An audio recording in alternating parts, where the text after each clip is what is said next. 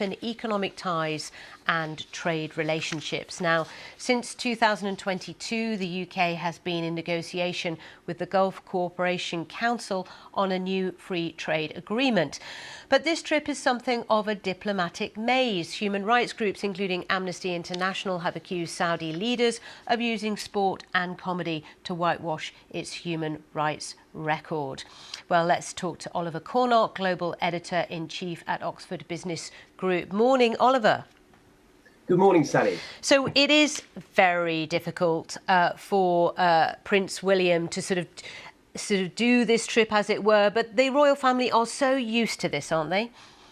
They are, and I think we've seen from the Prince of Wales in his recent trips, most notably perhaps when he went to the reopening of the Notre Dame Cathedral in Paris, how he was able to spend quite a lot of time with Donald Trump in a bump into meeting, and then made himself and the president late for a dinner with President Macron. I think the power of our royal family here should not be underestimated, nor indeed, Sally, should the importance of the relationship between the UK and Saudi Arabia, which is what this is all about.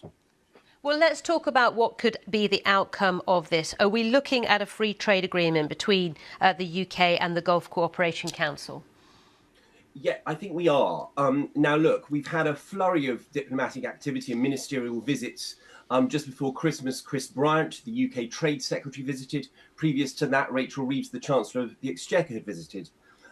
There's a lot of momentum here. These free trade agreements are difficult enough on a bilateral basis between one country and another. But when you're talking about the Gulf Cooperation Council, which, remember, is 6 countries within the Gulf, there are currently 3 of those member states that have bilateral relationships with the UK. We're looking to develop a pan-GCC one, if you like. These are fiendishly complicated mechanisms, and often they fall down into disputes over specific areas. Agriculture is famously, as you may know, one of the areas that are thorny. Dispute resolution, all of these things. Now, I don't think the Prince of Wales will be getting involved in the nitty-gritty of that. What he'll be looking to do is to use that famous soft power of the British royal family to draw on some of those important areas. Now, the UK has a huge amount of trade with Saudi Arabia. I mean, last year alone, about £16 billion, just over. That makes it about the 24th largest trading partner for the UK.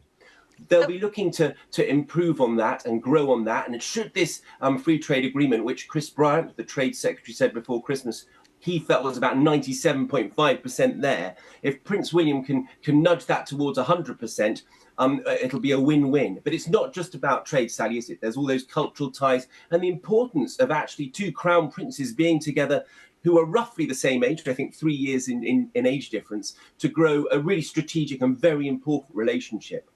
OK, we'll be watching it very, very closely. Oliver Cornock, thank you, from Oxford Business Group.